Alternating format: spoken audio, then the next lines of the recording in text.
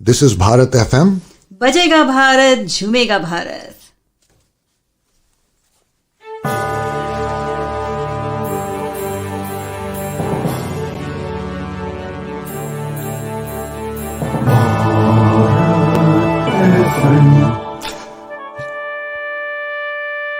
ये है भारत FM. बजेगा Bharat झूमेगा Bharat. Namaskar, Sat Sri Akal, welcome and adab. You are listening to Bharat FM, a one-of-its-kind, multilingual, eclectic provider of entertainment, information and news to Indian Americans. Headquartered in Cincinnati, Ohio, Bharat FM airs shows out of Cincinnati, Chicago and Phoenix. We take pleasure in our ability to cater to your bhakti, chusti, sfurti, shakti and masti needs with our audio and visual shows. Check out bharatfm.com for our online program schedule and archives.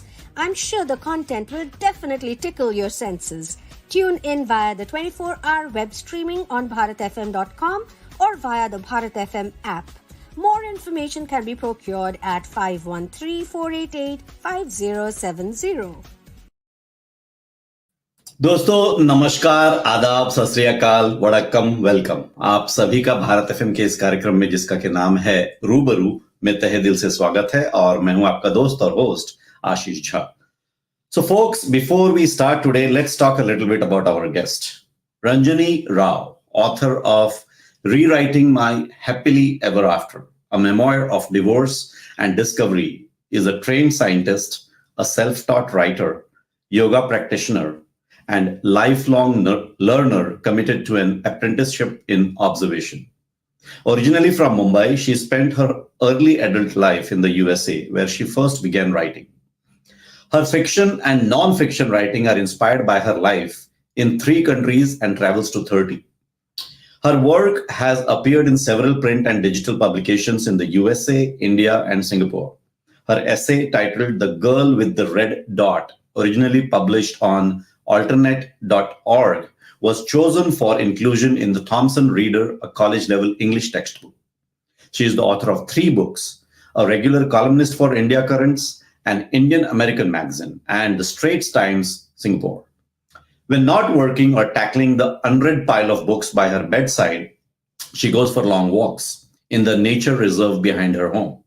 She returns with either new ideas or pictures of wildlife that she shares on social media, much to the embarrassment of her children. She lives with her family in Singapore and stoically bears the dubious distinction of being the only G-rated person in the household not inclined to binge-watch shows. So with that, let's welcome Ranjani Rao from Singapore. Welcome, Ranjani. Hi, Ashish. Thank you. I'm happy to be here. Thanks for having me on Rubaru. Thanks for taking time out of your busy schedule and coming over here on Bharat FM on Rubaru and sharing your life journey, not just with me, but all our audience and listeners all around the globe. So before we start, I usually, you know this, I start right from the beginning.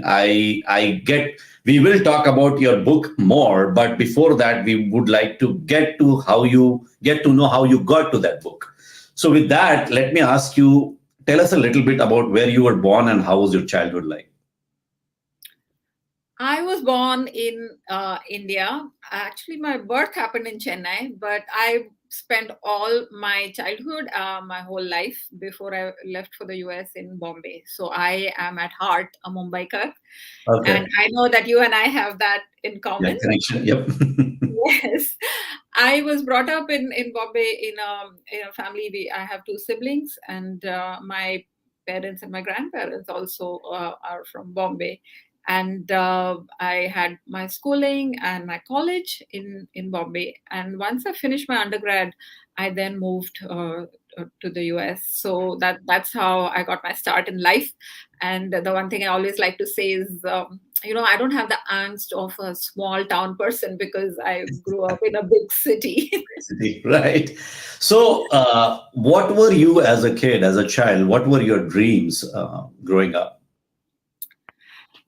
I was the middle child between 2 brothers. So that put me in a very unique situation of trying to hold my own as well as balance between 2 boys.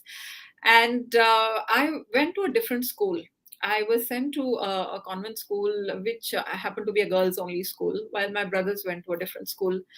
And so I didn't overlap with my brothers in school, but at home we were very close. We were very active. We would fight and argue very actively. So I was a very sort of a bold outlook in life, because I always needed to hold my own. I wouldn't take it very easily if someone said, "Hey, you're a girl, you can't do this."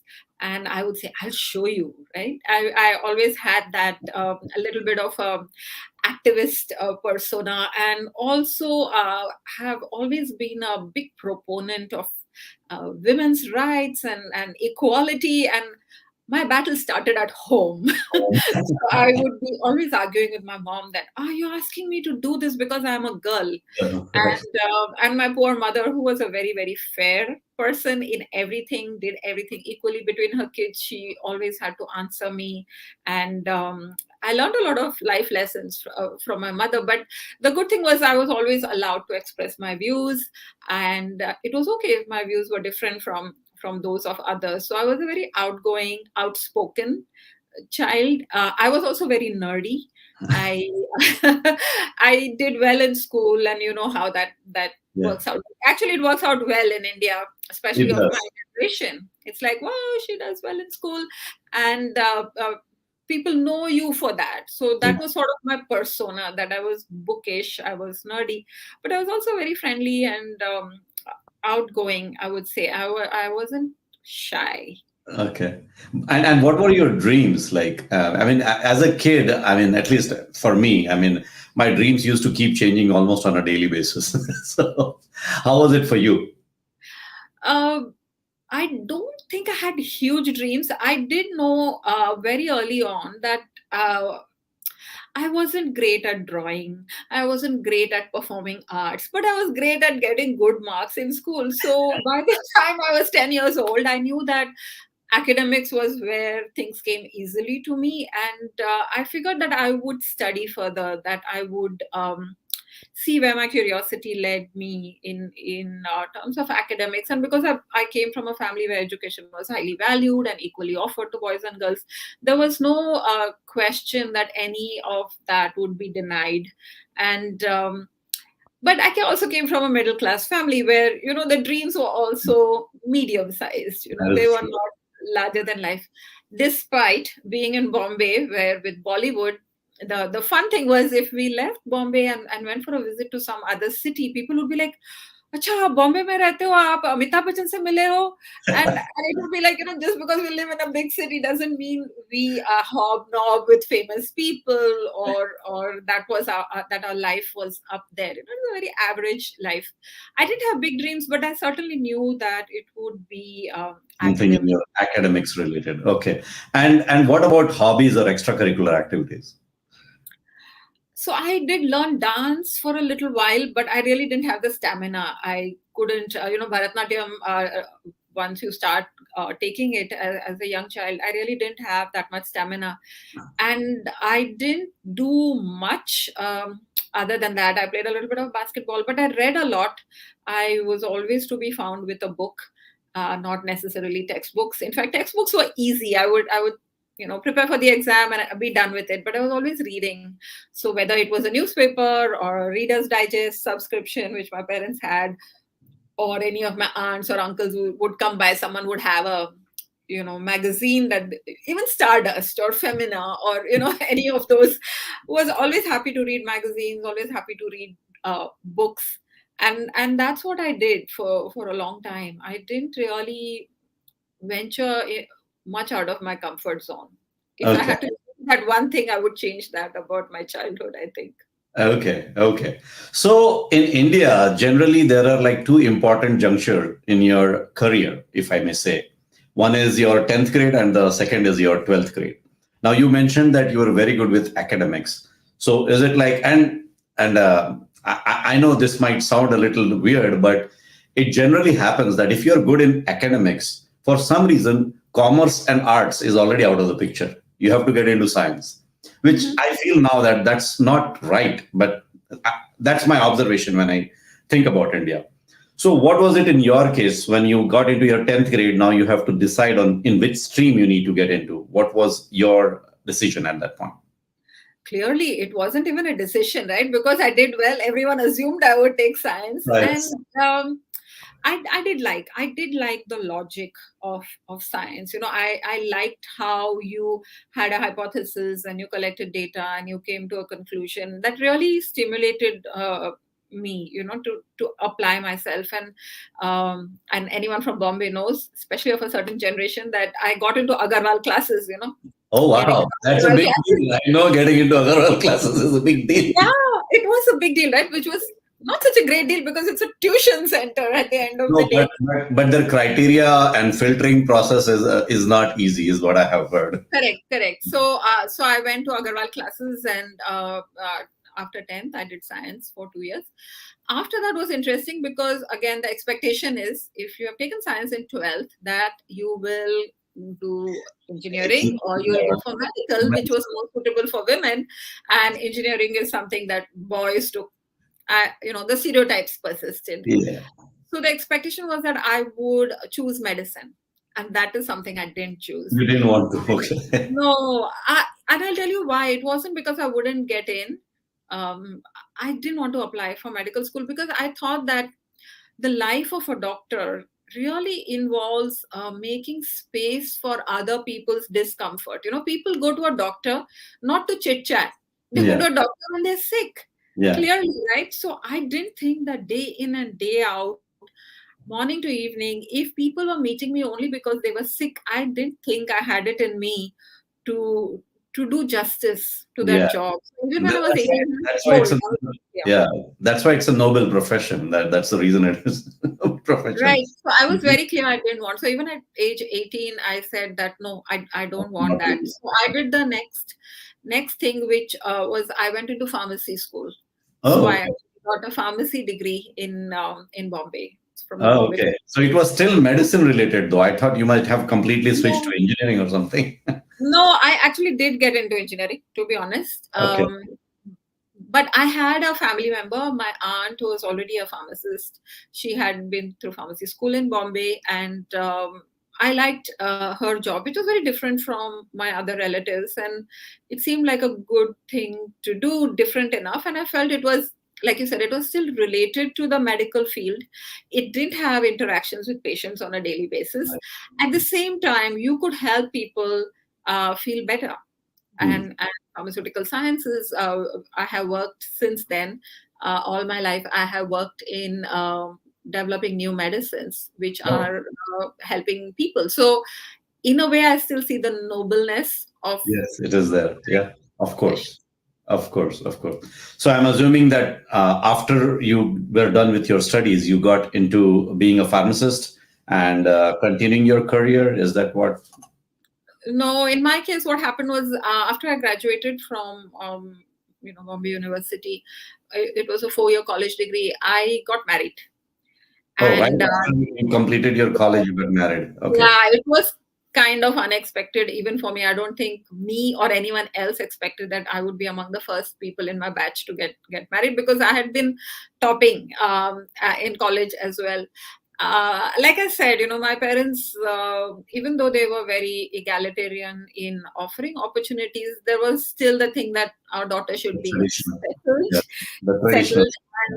And I really did want to study further. I wanted to at least get a master's because I really enjoyed what I was studying. And I was hoping to have 2 more years before the marriage pressures, built. But it just so happened that, someone came along in the known circles within our community. And then they said, well, you want to go to the US to study, and we are a little hesitant to send you alone because we don't have any relatives. If you get married and go, the usual, get married and do whatever you want.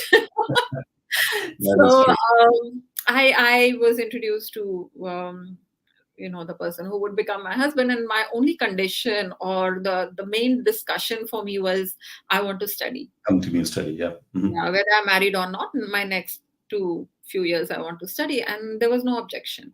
Okay. And yeah, so I was like, great, okay, I have to appear for some exams, and that was not a big deal for me. And so I agreed. So everyone was happy. Parents were happy. I looked forward to pursuing, my higher education in the US after marriage, and that's what I ended up doing. Okay, so you came to the US, you continued with your master's over here. Yeah, so I had to start all over again, so I had to take the GRE exam, I Oh, had yeah, to of apply course. to universities, and, Yeah. and then I got into the University of Maryland at Baltimore. Okay. And I started with a master's program, and within a year, I converted it to a PhD program, Oh, and very I nice. completed my PhD at the university. Very nice. Okay. So then now that you're Dr. Ranjani Rao, did you continue working after that? Yes, clearly the goal was to be financially independent. And that was something that had been in my mind even as a child. My mother was a housewife. Dad went to work. It was a very traditional setup at home. But my aunts, my dad's sisters, they all worked in Bombay. Mhm. And this was our immediate family, extended family that we hung out with all the time. And I really felt that that's the life I wanted. I didn't want to be a housewife. I wanted to have independence like my aunts did. And Absolutely. clearly, the more I qualified myself, there was more interest Mhm. in making sure that that was translated into financial independence. And I started working right after I finished my PhD. So first I did a postdoc, and then I got a job. So pretty much since the time I entered the US, I was doing something. I was Something. working. I studied on a scholarship. I had a stipend. I was a teaching and a research assistant. So I became independent in many ways right from day one of Okay. landing in the US. Okay.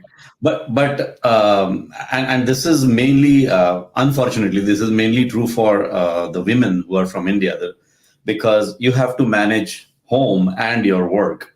And that I sometimes feel is very unfair that only women are being asked that kind of question and not men. Uh, how was it for you? Absolutely. For most of us who grow up in a happy home, my parents were very supportive, and my mom was home. I didn't cook. I didn't know the basics of running a house. I didn't know, to be honest, I didn't know the names of all the dals, and how much do you order of rice and vegetables and things like that. So there was a lot of learning. There was a lot of learning, which I think, well, even if you postpone it at one day you have to learn it. And I don't mean it just for girls. I think boys, Yeah, everyone should be able to support themselves. Just as we say financially, you should be able to support yourself. I think physically also you should be able to support yourself. And at least you should be able to cook something for yourself. So you're not dependent on outside food all the time, though it has become easier over the years. So the bad part was the learning curve was really steep, including things like fire alarm went off when I started cooking, which was something that didn't exist in India, right? So from learning how to cook and learning how to manage my time, because I was a student end of the day, and a student life in your parents' home is very relaxed, while absolutely. student life where you are part of a team of two, and between the two of you you have to figure out who does what and when. So I really did take on a lot right away. So I started taking responsibility for running the house, for cooking, for making a house into a home. End of the day, that responsibility always falls in onto Absolutely. the woman. And I was very young, right? Mm. And gone were the days of just going to college and coming home and eating maa ke haath ka khana kind of a thing. That went away very quickly. So I had to become super efficient, and keep in mind that living in the US, as you know, is not the same as living in India. So Yeah. Mm. I had to learn to drive. I had to learn to get along in a country where people were very different. And this was at a generation where you didn't know so much about America. You watched Hollywood movies, and you heard some accents, but that was not real life. Real life in the US was very different. You were suddenly a minority. You had to learn the ways of a new country, what was expected at work, what was expected in society. So there was a lot of learning that happened. I would say in the first 5 years of my US life, I really became a different person.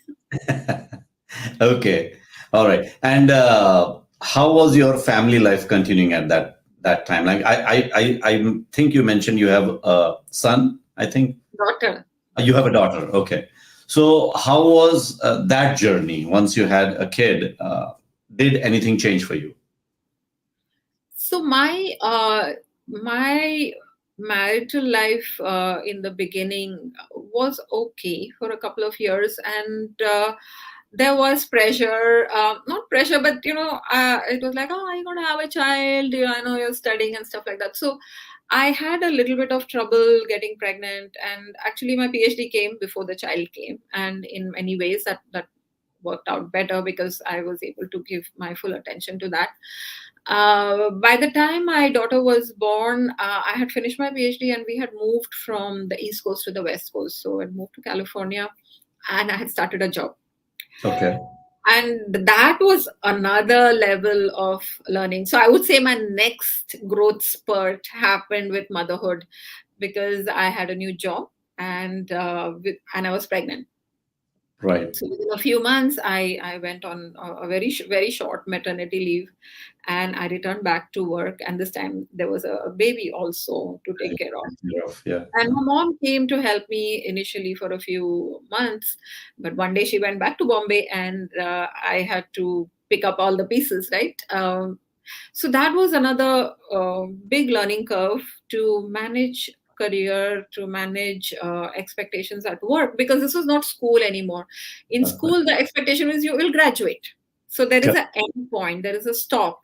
The job is just starting, and it will go where you take it. How much effort do you put, how much recognition you get, how fast you progress. So there was a lot of expectation at work, and I really enjoyed my work. I really did like what I was doing. But I also felt a big responsibility towards my child, who had also been born after many years of wanting to have a child. Right. So finding a good babysitter, running back home to pick her up so that I was not late, and then taking care of the child. And initially it was a baby, but then the baby becomes a toddler, preschool, all the things that come with it. You're constantly driving your child somewhere, dropping them, taking them. And life in the US is so hectic. Yeah, it is. Yeah. So it took a lot, but I must say I was very fortunate. I had a very good boss at work. I also had a very good lady who took care of my kid, the babysitter, and I could trust her, and I could trust my boss to give me the flexibility I needed. So between the two of them, I really enjoyed my first few years of work life in California. Okay. So everything is going fine. You are managing work, you're managing family. What was the next thing that happened that changed something about your regular lifestyle? So by the time my daughter was about 6 years old, my husband said that he wanted to move back to India. Okay. And by that time, I had lived in the US for close to 14 years. And he had lived for even longer, close to 20 years that he had been in the US. But, India was booming. This was the early 2000s, and there was a lot of stuff happening in India. So it had always been a point of consideration that we might move back to India, though it was not seriously discussed. But then suddenly within a few months, things changed, and he's like, let's go back. And since the child was getting ready to start school, always the concern was, will the child be able to manage school life in India? Because we know school life in India is quite intense. And I figured if we have to go, let's go now, because we can start first standard in India. Okay. So we literally closed everything and closed that chapter of US life and moved back to India. So was there your say in this decision as well, or you just had to listen to your husband and you're like, okay, I will just sacrifice everything and move along with you? I wouldn't call it a sacrifice. It was the push was from him. Okay. I really enjoyed my life in California. I really enjoyed my job. I had good friends, and life had settled down because the child was a little bit older, and the routine was more predictable. But in the interest of family harmony, I said, so very it was heartbreaking to leave my job and move back to India. So I wouldn't say it against my will, but I was equally happy in both countries. To be honest, Okay. I Okay. I felt So even comfortable. though you were not 100% there, but you at the same time, it was not something that was the whole world is falling down kind of situation. What will happen No, if you go to India? That was not the case. You're no. still happy about the fact that you're going back to India, right? Yeah, because obviously there were pros, right? That we could bring up the child in India, which was an environment we were both familiar with. Grandparents were there on both sides, and for whatever reason, we had only one child. So cousins were there. I felt that it would be good for her, and I was never against moving to India. But there was no pull to move back to India for me personally. Yeah. But I was Okay. okay to go along with the idea. Okay. So you decided, let's move back to India. You come back to India. What changed? How did you feel? I mean, once it takes some time for you to settle down anywhere you go, irrespective of whether it's India or any other country. Uh, and after things settle down, that is when you start. Sometimes, as a human being, you start comparing your life before that change and now.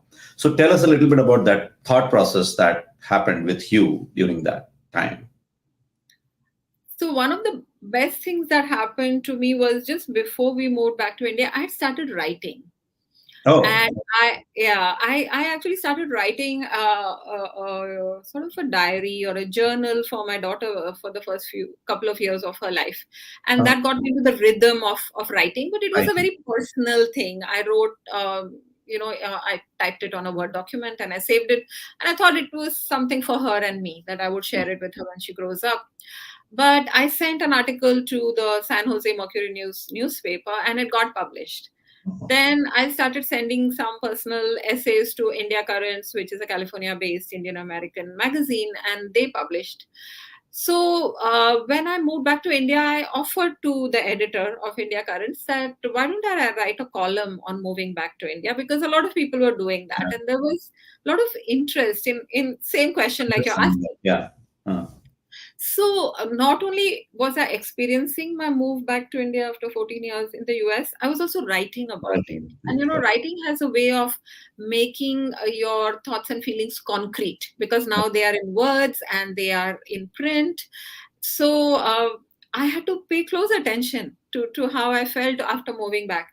So I wrote a column once a month for a whole year, and I touched on different aspects. I touched on family life, on festivals, on cricket mania in India, the Indian Standard Time, where people don't honor an appointment at a fixed time. I wrote about work life because I started working in India after I moved back to India. So I got a job. So how was working in India with Indians different from working in the same field in the US? And honestly, I had never worked in India before. I had gone straight after college. Right. So this Okay. was my first time working Experience. amongst Indians. So I wrote about all that. And because I was writing, I paid greater attention. And every time I came to the conclusion, there are pros and cons. Of There were course. certain things that were fabulous in India. Festivals were fabulous. You got True. invited to a lot of weddings. You got to eat great food. Yes. Travel within India was easier. I spent more time with my parents, and there were so many places to see in India which we had not explored. So Right. it was almost like coming to a new country in Right. many ways, Mhm. with some familiar things. Um, and like I said, it was very exciting to Mhm. be back in India. It was very interesting. My job was again very interesting and very satisfying to me. I learned how to work with Indian people, and again in India, people will call you ma'am. I had a driver to drive me to work, things which I didn't have in the US. There was help. There was a different kind of a support system that exists in India compared to the US. So Right. those were things that I really always, and that has been my wish all along. Like I usually try to look on the positive, Mm. and I found a lot of positive things about moving back. Yeah. Mm. Yeah. Okay. I Okay. noticed it very intently how quickly my daughter lost her American accent once she Oh. started school, Okay. and what she liked about school, what she didn't like about school in the beginning, and how soon she adjusted. So she adjusted very, very quickly. Yeah. Uh, Usually kids are really good at that, especially at that age, I think. so Yeah. I had to take my cue from her, saying, "Wow, if she can do it, I can do it." Right? I have grown up here. Right. Okay. So you have adjusted to the Indian lifestyle, and everything is going fine. What changed? What was the next thing that changed in your life? So along with the pros of working in India or living in India, the household situation. So my marriage had never been very easy. We had always had difficulties between us. We both loved our child very much, and we were very focused on her. After moving to India, we moved to Hyderabad, which is not, clearly it was a new city for me. Right. And we were close to the in-laws. My parents were still in Bombay, and over time, the dynamic changed. I don't want to speak too much about it, but what had been the sticking points in our marriage in the US became very pronounced. I And see. it came to a point, despite trying very hard, it came to a point where I could not continue in the marriage. And I really did want to make sure that I was okay, and that our child was okay. And I did feel that the existing situation, which I had been trying to work at for many years, so we had tried counseling in the US, uh, and in India, though counseling is not so advanced, or it wasn't. There was a lot of intervention from family and friends, but it didn't make it better. In fact, one of the reasons I was willing to move to India was in the hope that things will Things get will better. get better. Yeah. Mhm. Yeah. So I You always moved, have hope, right? Yeah. yeah, Right. with optimism. I moved with optimism that with family support in a familiar environment, that we will find our peace Right. between us. But it had the opposite Right. effect. Right. And it got to a point where I didn't feel safe anymore, and I decided to walk out. So Okay. I walked out of my marriage. I took my daughter with me, and I literally left the house that I shared with my husband. Okay. So, but did you continued living in India though, even at that point? Yes, not just India. I continued living in Hyderabad because I had a job there. Oh, So, as you can understand, financial independence is the foundation on which women have agency. that is This is true. not true in India alone, it is true the world over. So, the ability to take a decision and stand by the decision with on your own 2 feet Mhm. is a very big part. This played a very big part for me in the decision to Mm. leave the home, knowing that I could support myself and my child. So that was a theory. The Yeah. theory was good. The practical part, Was the pra- different. yeah, the practical part was very different because you are not prepared for this. No one teaches you how Yes, to of do this. course. Yeah. And for someone like me who had not stayed in a hostel, who had not moved within India to another city for a job, because today that's more common. Yep. Girls are doing that, boys are doing that. I had never had a phase of independence. I had gone from father's house to husband's house. Mm. And same thing. So India to US and US to India, both was, on that foundation that I am related to this person who is leading this effort. Right. But now I was leading the effort for Right. my life. So I had to learn a lot of things, including renting a house, figuring out my daily routine because I had to go to the office. I had a kid who was in school, and building an alternate support system. And my parents didn't live in Hyderabad. I didn't have any relatives. So from a practical point of view, I needed to stay in the city for my work. But that made it very difficult because I didn't have any other support, which meant I had to once again find my feet. Just like when I had moved to California, I had to find a babysitter Right. and I had to figure out with my boss what to do. I had to do all that again. My child was older, but India was a whole different kettle of fish. But did it ever occur to you that if I move to Bombay, I will have some support over there because your parents lived there? If it was just about the job, I'm assuming you could have found a job in Bombay too, right? Right. So my parents did say that. They said, come to Bombay, stay with us. We have our own place. There's a school right across the street. And we will watch your kid. And the Bombay is also a pharmaceutical heaven. I could find a job. And now Absolutely. I was more qualified because not only did I have US experience, I had India experience That's as well. true. Right. And I was at a pretty decent level at my work. I had done well at work in India as well. So they did ask. The problem was there was a child who Yeah. also had a dad. Right. And while her mom and dad didn't get along, that didn't mean that she should not have access to her father. Oh, okay. And That was the biggest reason. Okay. so I did want to move because I did want her to have access To her to her father. father. Okay. And like I said, I did have a good job. And in some ways, life in Hyderabad, I had figured it out. I moved closer to my office, so my commute was shorter. And the child was happy in school. She had already moved from US to India, so she had already made one change. Then she moved with me to a different house.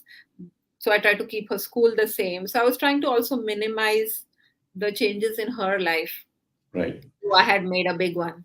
Right. So now this might be getting into your book, actually, but since we will be talking about your book as well, but before we get into that, let me ask you something. Was your child at an age where she understood what was going on? And how was the process for her? As a mom, what did you think? How did she take it, basically? So when I moved out of that house, she was 8 years old. Right. So she was not very small, but she was still a child. And many times we feel that such decisions, where parents choose to live under two different roofs by choice, that this will harm the child. We don't take into account that living under the same roof in a dysfunctional family Might hurt more. also takes a toll on the child. And we don't know what will be better. The Correct. speculation is that it's always better to have two parents. But let me ask you this question. In India, I saw this very commonly. Two parents who are married live in different cities because one moved for a job. Right. Two parents who work the night shift. BPO was Yeah, big. it's a big thing. Yeah. The child never saw his parents because both the parents worked the night shift, Yeah. right? So grandparents or someone else took care of it. Yeah. I had friends whose father worked in the merchant navy. Right. I know children whose father worked in the armed forces, and sometimes they are placed in remote postings where the family doesn't stay with that the armed force person. And so families came in different come in different configurations. Yeah. And I didn't want to jump to the conclusion that this would be detrimental to her. She had seen that life was not so pleasant between us, and there was always a tension. Sometimes it was really bad, sometimes it was okay. And the thing is, children come hardwired to survive. Right. Okay. And they are also smart. They are not as clueless as we think. They sense everything, even if they don't have the words for it. And in their own survival, they are looking for the constants. So my daughter wanted to make sure she went to the same school, that she had the same friends, and she was worried about, I have to go by a different school bus, or I'm going to have new friends in this new neighborhood that we have moved to. And that was only in the beginning. Once that settled down, she was fine because the bulk of her days was spent in school. Mhm. And Okay. as long as that was constant, she was fine. So weekend she would go see her dad, and weekdays she would stay with me. And very soon she fell into that rhythm of Mm. having two homes. You won't believe it, but to be honest, she took it very well because she had no baggage. So her friends would say, "Hey, I'm having a birthday party. Will you come? On Saturday?" And she would say, "Let me check with my dad because on Saturday I'm with my dad." And very soon her friends started asking, "Are you at your mom's house or your dad's house?" Nice And there house. was no judgment. It was an observation. That's what it was. And I realized that I could learn from the children, right? Because we put so much baggage Yeah. on every sentence, while children are very accepting. And yeah, I guess if you ask her, she would say it wasn't fun to have uniform in one place and clothes there. Someday she would forget her school shoes or her assignment, but she became very organized. Okay. We say that she was a very organized kid. Okay. So another question I have is like the decision making part that you went through. Did you ever feel that you were able to make that informed decision because you were independent and you knew that independently you can manage the situation really well? Was that the biggest reason? The reason I'm asking is like, um, without getting into anything personal, there are a lot of people who might be in the similar situation that you were in, uh, but they might not be able to take the same decision as you for various reasons. Is being independent one of the biggest reason to make that decision? No, I wouldn't say being independent made me choose to walk out. No, I obviously married because I wanted to have experience a good married life where you are a unit, a family unit, first as a couple and then as parents. And I always think a team is better than one person, right? Of course. So I always believe in the value of marriage for me personally. I really did want that.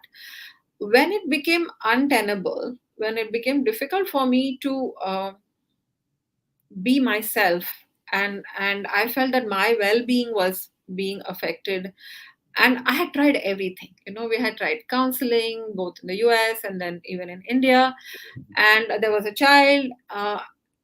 Clearly all these things were not enough. It was just getting worse and worse, and in my book I shared that it took me 3 years to decide. In Oh, fact, the walking out was step one. okay. To file the divorce, it took 3 years. Oh, So okay. even though I made a life for myself separately, I couldn't go through with a legal decision for a variety of reasons, many of which I share in the book. The independence part comes in when you are your decision is not impacting others, as in your family, your birth family, let's say, whether it's my parents or my siblings. I did not need their financial support. Mhm. One can always use emotional support and social support, which I had, but I did not need someone's approval to pay the bills. Like Mhm. someone didn't have Right. to write me a check to enable my lifestyle. So I could enable my lifestyle. I could pay the rent. I could pay the fees. I could do whatever I needed.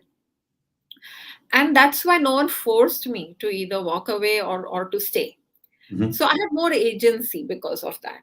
Because of being Okay. independent, I could choose. And in a way, I dragged it quite a bit because of the child. Okay. And I was sure that I had done the right thing for me, but I Mhm. was not sure I had done the right thing for Got her. it. A lot Okay. of social, Right. Right. conditioning.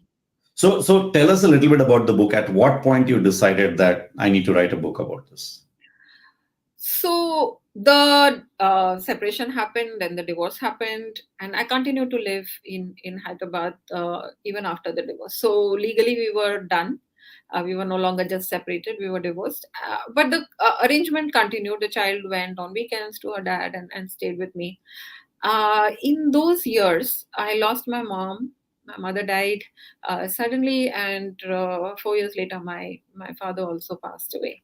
So I really lost the anchoring relationships of my life in a very short time, and marriage was one of them. It was a major part of my life until then. As you know, I got married at a very young age, Mhm. and I dragged the separation and divorce. So it was almost 2 decades of my Mhm. life Correct. were invested in that relationship one way or the other. And I had worked very hard on myself to be okay with my life and to make it useful to myself, to give a safe and strong home for my child, and also to be a good citizen of the world, to be a good employee, to be a good manager, to be a good neighbor, to be a friend. So I explored all these other relationships and things that I did in my life. But I kept writing. So that was the thing. So I kept writing. I wrote a blog. I stopped writing for India Currents at that time. And then more than 10 years passed. And one of my good writer friends, she said that, look, you write, always you write personal stuff. You don't have a problem sharing your life. But this one topic you've been avoiding like the plague. Oh, And so you're not writing about divorce at all. You're writing, but no, you're not writing about the divorce. Okay. I would Okay. write about work life. I would write about parenting. I would write about travel, about the books I read, about things that happened in my daily life. I was teaching in a college at one point, part time. So, things I talked with my students, but I didn't talk about divorce. I didn't bring it out in the open. People who knew me knew my situation. It was nothing to hide, but it wasn't something I voluntarily opened up. Hmm. And so last year, I think something to do with the pandemic as well, I felt that, okay, she's right. This elephant in the room is not being addressed, and maybe there is some learning for me in tackling this topic. So then last year I set out. Around this time I started writing my book. Okay. And the good thing was, because more than 10 years had passed, there was a lot of distance and there was perspective, and I could choose how I wanted to tell the story. Because when you're in the middle of it, it's very raw. It's a very personal, private story. But when you have it in the rearview mirror, in hindsight, I could look at it more objectively. I could Right. look at myself as a protagonist of a story and not as me. Right. And I could also revisit those months and years of my life when I struggled with this decision, which is an Mm. important, life-changing event of my life. And I could choose how I wanted to tell the story. And I decided that I want to tell it as a uplifting story. And Okay. I didn't want to write about why marriages don't work, because marriages don't work for a variety of reasons. Yeah, of Every course. couple is different. Every Yeah, situation is different. absolutely. But what happens when you choose to walk away from marriage in a culture like India?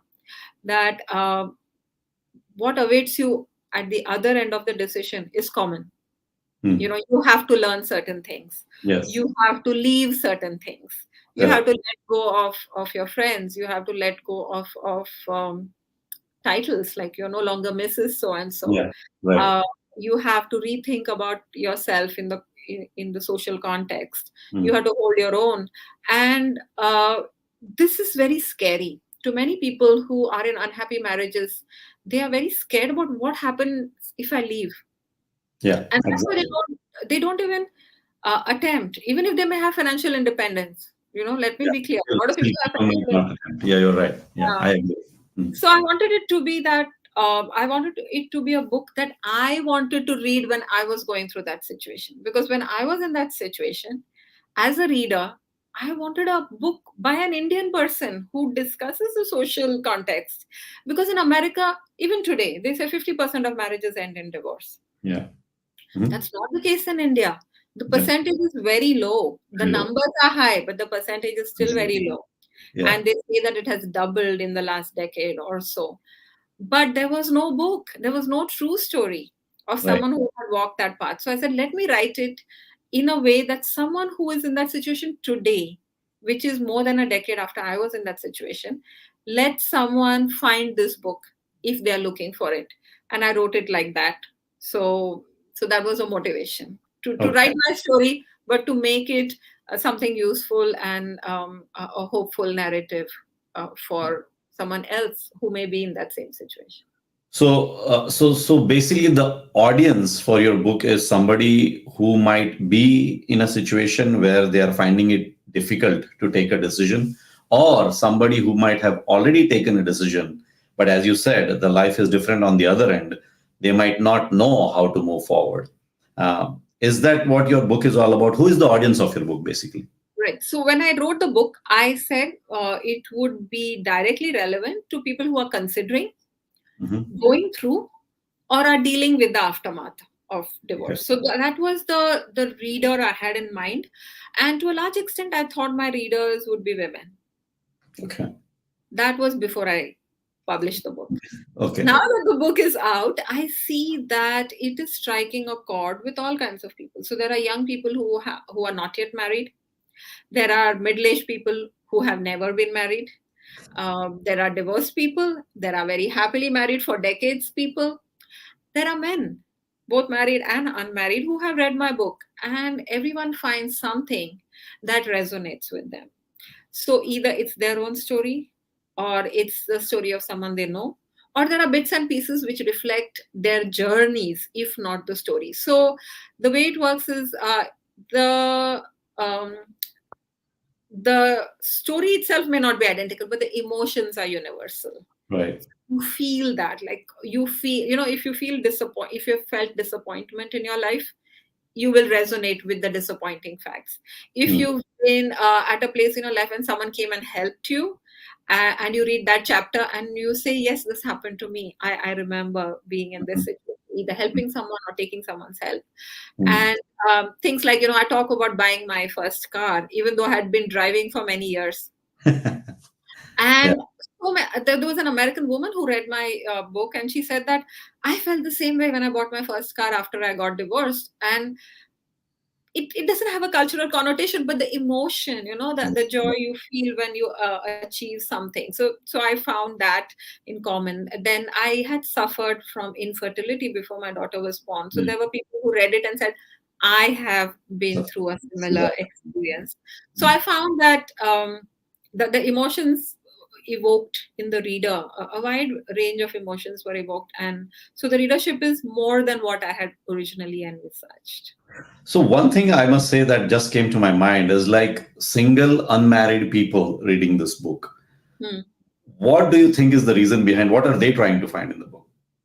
So, and this is very interesting in the India of today, because even very young people in their 20s, not even reached their 30s yet, most of them have been in serious relationships. They've been in breakups, and because the investment is so much into a relationship, even though it's not a marriage, the feeling is the same.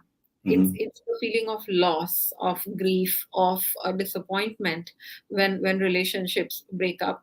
More than one young person who's not married, or maybe they're newly married now but have been through this before, they say that this seems like a really bad breakup. And to me, that tells me that people are looking for hope. They're looking to find their feet again after being immersed in a relationship. So Relationship. I think there is a lot more there than we are aware of. Okay. And what, after going through all this, what is your thought process behind the so-called institution of marriage? So this question was asked to me before. So I said, if we are calling it an institution, it's not the same for everyone. So for example, Harvard and Stanford are very great institutions, but they're not for everyone, right? That is Not true. everyone's happy.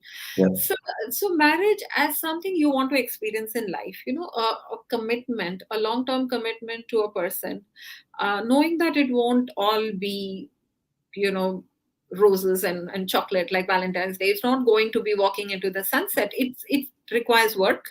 It requires constant readjustment of your expectations and a shared vision for life. It's a team sport, right? Mhm. So if this is something you want to experience in life, I think it is. I think you should give it a chance. But Okay. if you think that marriage is going to solve all my problems, I'm going to, just take off. Someone's going to pay the bills, or someone's going to take care of the home. It could be either way, how it falls. It's not going to be satisfying. to both parties. So if you are willing to make that commitment to a person and to a long-term life where give and take, one moves forward, one moves, to keep the balance, that you will have to do all that. If this is something you want for your life to experience, certainly you should go for it. Right. So, I mean, we have talked about this, like your current situation where you are, but tell us a little bit about that when you came into that same juncture again in your life. What was going through your mind and how did you make that decision? So, for readers or listeners who don't know, and it's been a point that a lot of readers have asked me, so what happens next? So what happened next was a few years after my divorce, I met a person, and we both felt that we wanted to make a go of it. We wanted to get married. So this was a second marriage for both of us. I came into the marriage with my daughter, who was teenaged at that time, and he was a widower, and he came into the marriage with his daughter, who was younger. And we moved to Singapore. So that's the Singapore chapter of my life. So to be honest, you are right. Same juncture, I got married and moved to another country, which Right. was part two. And I'm like, what am I doing? Am I doing the same thing again? The truth is, it's been 8 years. I've been married for 8 years now, and it's been great. Being married in midlife is very different from being married at early 20s. And there is a lot more maturity, a lot more acceptance, and a lot more investment in each other's success, Correct. which both of us have done. And I would say that my current husband has been very supportive. And before I move, I just want to show. So this is my book. And he was very supportive of me writing, because this book doesn't have him at all. It's all Oh, about okay. and it's been nice to have a spouse who's supportive and who is sharing in my success, who's happy for what I want to do, to express myself completely and not to close that part of my life. So I'm still working. I'm still being the scientist that I was trained to be. Now I'm also doing what I need to do for my book. And I do get a lot of messages and emails from readers who have read my book and found it useful. So that is setting me on another trajectory of doing more for people, because the need is there. People want to talk about divorce, and sharing my story helps them share their story. Right. So, Stigma. okay. So how can people get this book and reach out to you if they want to? So I have a website for all my writing, including this book. So it's www.ranjanirao.com, just like my name is spelled. The book is available on Amazon and other online places. It's also available in print and ebook version, very easy to find online. And you feel free to contact me on my website through email, and I'm Ranjani Writer on all social media channels. That's Facebook, Instagram, and Twitter. And I'm always happy to hear from readers. And even if they're not readers, I'm always happy to talk things through, because there are times in life where people who are going through divorce or thinking about it feel that their married friends don't understand them. Or their own family doesn't understand them because they haven't been in this situation, and which is fair.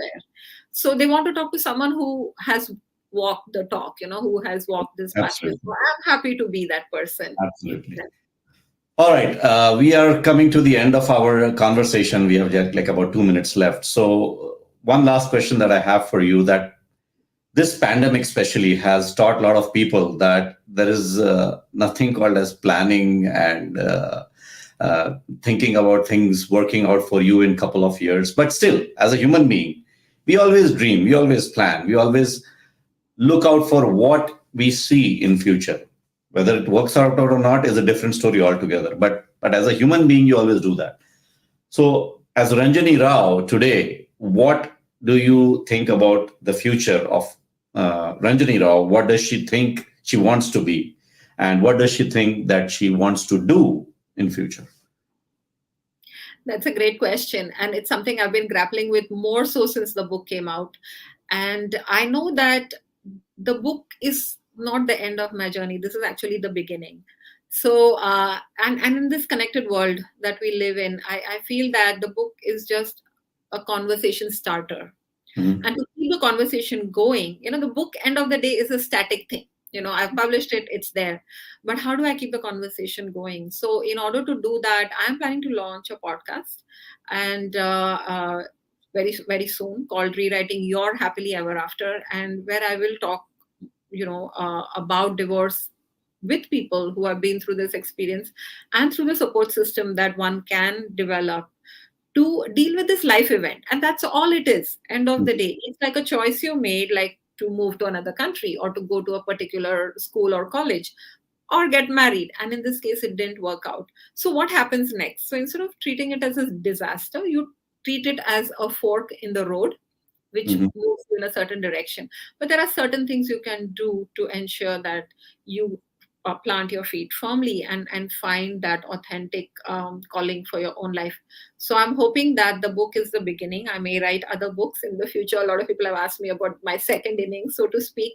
But also, just to keep the conversation about divorce going, I will launch a podcast, at least to begin with, and let's see where that fork in the road takes me. Well, that is an amazing thought, and we wish you all good luck and best wishes for your future endeavors. And you always become successful with whatever you dream of, whatever you plan for. So, with that, Ranjani, I think we have come to the end of our show.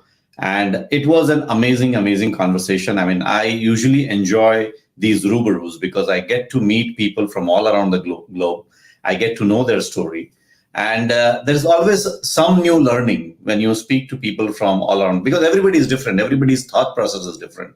So there's always a new learning, at least for me, and I'm pretty sure for our audience also, who really need some kind of help and some kind of inspiration, maybe from learning from people like you.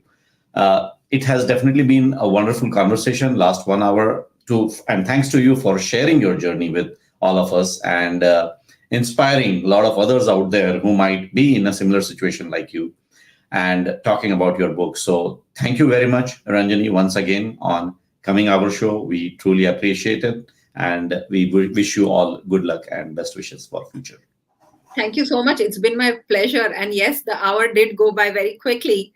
So you are a great host, and I really appreciate you taking the time to meet with me today. And I wish all the best to Bharat FM and to Rubaru. Thank you very much, Ranjani. We truly appreciate it. And to all our listeners and viewers, whether you are in India or over here in India, if you are in India, have a good night, basically, because you just have a Sunday left now. But for us over here in the US, we have our weekend just started. So have a wonderful weekend to the people from rest of the world whose weekend just started.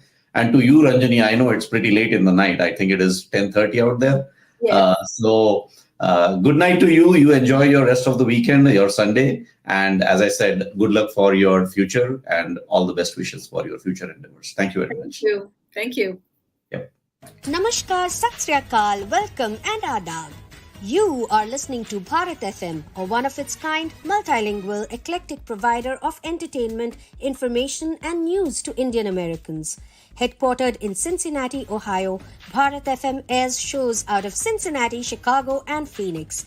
We take pleasure in our ability to cater to your bhakti, chusti, sphurti, shakti and masti needs with our audio and visual shows. Check out bharatfm.com for our online program schedule and archives.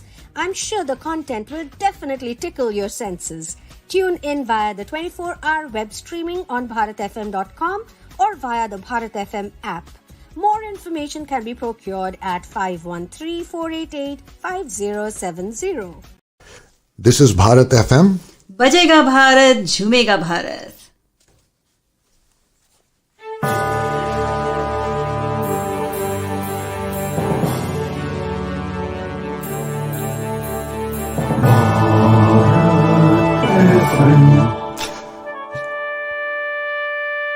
ये है Bharat FM. बजेगा भारत, झूमेगा भारत.